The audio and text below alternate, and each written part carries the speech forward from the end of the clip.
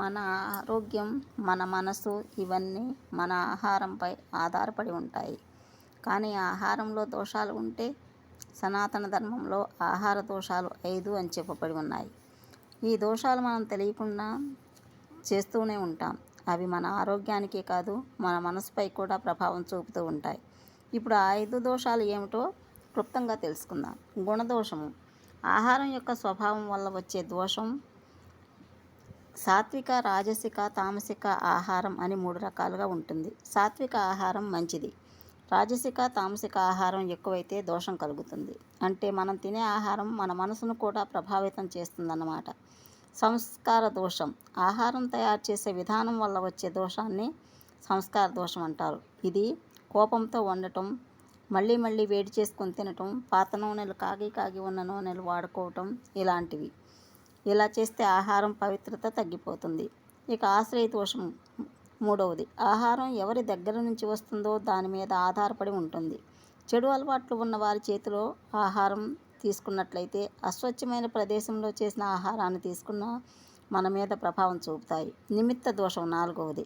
ఆహారం తినే సమయంలో ఉన్న పరిస్థితుల వల్ల వచ్చే దోషం నిమిత్త దోషం.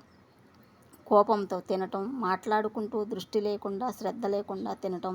ఇలా తింటే జీర్ణం కాకుండా సరిగ్గా ఉండదు. అర్ధదోషం. ఇక 5వది. అన్యాయంగా సంపాదించిన డబ్బుతో తీసుకున్న దోషం. దొంగతనం, మోసం చేసిన డబ్బుతో ఆహారం తయారు చేసుకొని తినటం. అర్హత లేని మార్గంలో సంపాదించింది. అలాంటి ఆహారం తింటే మనసు శాంతిగా ఉండదు. ఈ 5 ఆహార దోషాలు మన జీవితాన్ని ప్రభావితం చేస్తాయి. శుద్ధమైన ఆహారం, శుద్ధమైన మనసు, శుద్ధమైన జీవితం ఇవి కలిసే నిజమైన ఆరోగ్యం వస్తుంది. ఇలాంటి ఒకసారి లార్డ్ కృష్ణ అన్నారు, యథాన్నం తథా మనః అని. మనము ఏ ఆహారం తింటామో మన మనసు అలాగే మారుతుందట. అందుకే యోగులు ఎప్పుడూ కూడా సాత్విక ఆహారమే తీసుకుంటూ ఉంటారు. ఆహారం స్వభావం మనసును మార్చుతుంది. గుణదోషం అంటారు. సంస్కార దోషం కథ. ఒక ఋషి తన శిష్యునికి అన్నం వండమన్నాడు. శిష్యుడు కోపంతో ఎప్పుడు ఈయన ఏదో ఒక పని చెప్తూనే ఉంటారు అన్న కోపంగా వండుతున్నాడు. తిన్నాక ఋషి అన్నారు, ఈ ఆహారంలో శాంతి అనేది కనిపించడం లేదు, నీ కోపం ఇందులో ఉంది అని చెప్పి. వంట చేసే భావం ఆహారంలో కలుస్తుంది. దీన్ని సంస్కార దోషంగా పరిగణిస్తారు. ఇక ఒకసారి ఒక మహానుభావుడు భోజనం కోసం ఒక ఇంటికి వెళ్ళాడు. అక్కడ ఆహారం శుభ్రంగానే ఉంది, కానీ అతను తినలేదు. ఎందుకంటే ఆ ఇంటి యజమాని అన్యాయంగా జీవనాన్ని కొనసాగిస్తున్నాడు. ఆహారం మాత్రమే కాదు, దాని మూలం కూడా పవిత్రంగా ఉండాలి అన్నాడు. ఎవరి చేతిలో నుంచి వస్తుందో అది చాలా ముఖ్యం అన్నమాట. ఒక గురువు తన శిష్యునితో అన్నాడు, భోజనం చేస్తున్నప్పుడు దేవుడిని ధ్యానిస్తూ తినాలి. అలాంటప్పుడు ఆ భోజనం చాలా బాగా అరుగుతుంది, మంచి మనస్సు ఆలోచనలు ఇస్తుంది అని చెప్పారు. శిష్యుడు అలా వినకుండా కొంతకాలం పాటు ఏదో మాట్లాడుకుంటూ ఏదో ఆలోచిస్తూ తినేవాడు. ఆ కొంతకాలానికి అతనికి అసౌకర్యం ఏర్పడింది. అప్పుడు శిష్యుడు గమనించాడనమాట, ఇలా నా గురువుగారు చెప్పింది నిజమేనన్నమాట అని.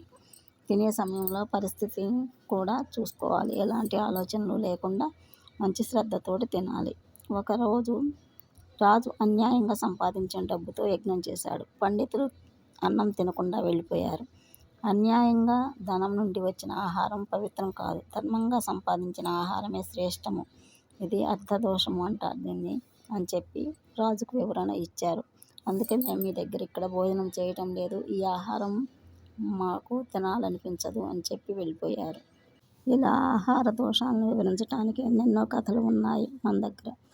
కానీ మనం ఎప్పుడైతే ఆహారాన్ని మంచి మనసుతోటి చేసుకొని తింటామో అప్పుడే ఆరోగ్యంగా ఉంటుంది. ఈ రోజుల్లో అది ఏ ఒక్క చోట జరగటం లేదని అనుకుంటున్నాము. ఈ వీడియో నచ్చినట్లయితే సబ్స్క్రైబ్ చేసుకొని లైక్ చేయండి, షేర్ చేయండి. Thank you for watching.